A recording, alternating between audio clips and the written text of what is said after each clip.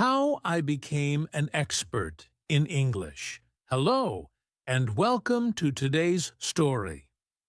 Whether you're tuning in from your morning walk, commuting to work, or simply relaxing at home, I'm thrilled to have you here. Today's story is all about my journey to mastering English. But don't worry, this isn't just another language learning tutorial. I'll be sharing not only the steps I took, but also the challenges, the mindset shifts, and even the little victories along the way that helped me become fluent. It's not just about knowing vocabulary or grammar rules, it's about the way English opened up new worlds for me. Learning English changed my life. It's the language that connected me to new cultures, friendships, and opportunities I never imagined I could have. And by the end of this story, I hope you'll feel inspired to either start or continue on your own English learning journey. Now, before we dive into my story, let me share a bit about this session. Whether you're just starting out with English or you're looking to fine-tune your skills, this space is for everyone. In each story, we take a deep dive into topics that can help you not only improve your language abilities, but also understand the cultural and social nuances that come with it. But we don't stop there. Each story is packed with examples, personal experiences, and tips that are grounded in real-life learning. And I always aim to leave you with actionable advice that you can apply immediately. So, let's get started. So, Tokiyu, like many of you, I didn't start out as an expert in English. In fact, English wasn't even my first language. I grew up in a small town where English was hardly spoken, and it was only introduced as a subject in school when I was about 10 years old. Back then, it seemed like just another subject, something to memorize for tests. But as I got older, something changed. It was in my teenage years, around the age of 14, that I had my first real interaction with the English language outside of a classroom. I remember vividly, it was through music. Pop songs from English-speaking artists had become incredibly popular at the time, and I was hooked. I wanted to understand the lyrics, the message behind the songs. I wanted to sing along without just mimicking the sounds. At first, I did what most learners do. I used translation apps and dictionaries, but I soon realized that understanding a word in isolation wasn't enough. English is full of nuances, idioms, and phrases that don't translate directly into my native language. So, I decided to dive deeper. I remember spending hours with a notebook, writing down the lyrics of my favorite songs, looking up meanings, and memorizing phrases. At the time, I didn't realize it, but this was one of the most important turning points in my journey. And if you're wondering why music can be such a powerful tool for language learners, here's an interesting fact. Studies show that listening to music can improve language learning by up to 30%. When you listen to songs repeatedly, you not only familiarize yourself with the language's rhythm, but also with common phrases and slang that you wouldn't necessarily learn in a textbook. But let's be real for a second. Learning a language is not without its challenges. And believe me, I faced plenty of them. One of the biggest hurdles I encountered early on was speaking. While I could understand words and sentences in writing, I struggled to produce coherent sentences when I spoke. There's that moment every learner experiences, the fear of making mistakes. It's paralyzing. You feel self-conscious, you worry about what others will think, and worst of all, you start doubting yourself. I recall my first attempt at having a full conversation in English. I was 16, and I was on a family trip to a nearby city where a lot of tourists visited. There was this small cafe we stopped at, and I saw an English-speaking tourist looking for directions. I remember thinking, this is my chance. I've been studying for years. I can do this. But as I walked up to them, everything I'd practiced seemed to vanish from my mind. I stumbled over my words, mixing up grammar and phrases. I could see the confusion on the tourist's face, and I felt embarrassed. But here's the thing. This moment was crucial in my learning journey.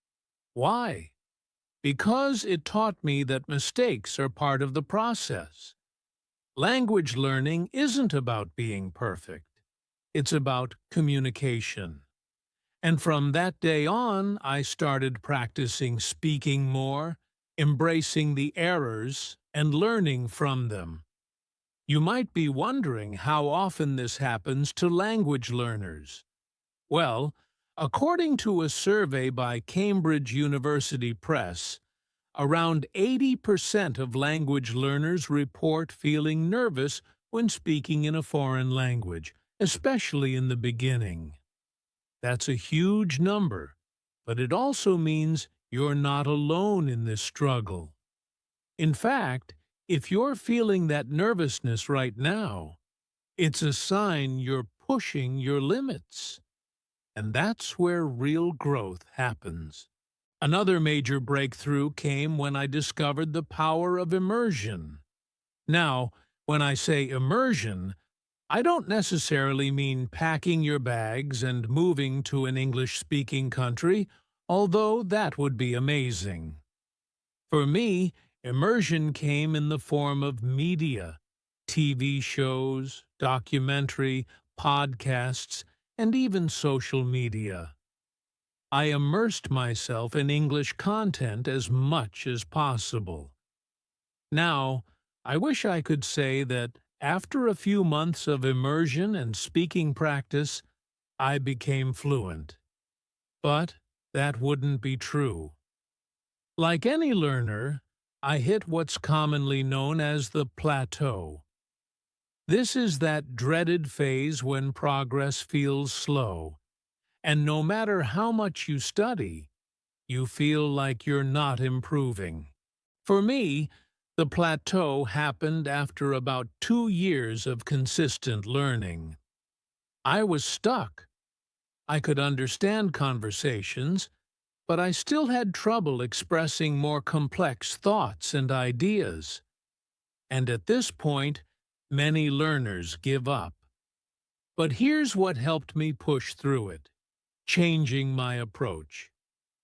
Instead of focusing solely on learning more vocabulary or perfecting my grammar, I shifted my focus to practicing with purpose. I started setting small, achievable goals, like writing short essays or recording myself speaking about a topic for 5 minutes a day. I also started using language exchange apps to chat with native speakers. These small steps were crucial because they made me feel like I was making progress again, even if it was slow. I want you to remember this. Progress in language learning is not always linear. There will be highs and lows, but the key is to stay consistent and patient. And if you're currently feeling like you're in a plateau, don't worry.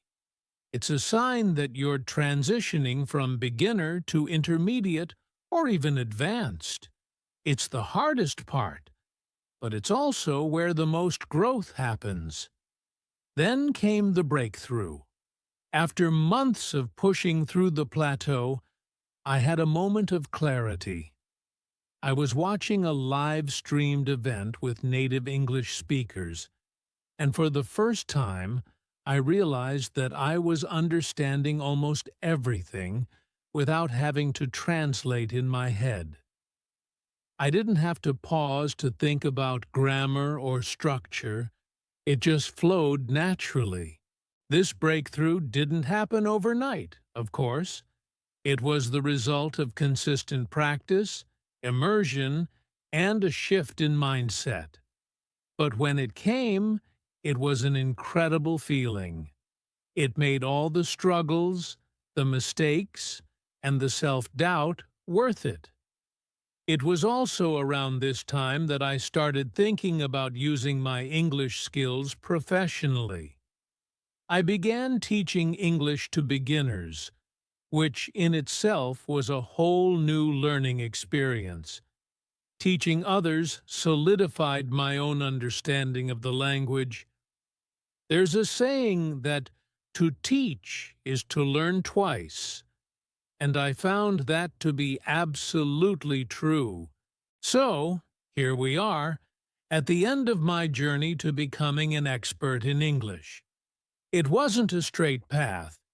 It was filled with moments of self-doubt, excitement, frustration, and finally, achievement. But every step taught me something valuable, not just about the language, but about myself as a learner. If I can leave you with one piece of advice, it's this. Don't be afraid of the journey.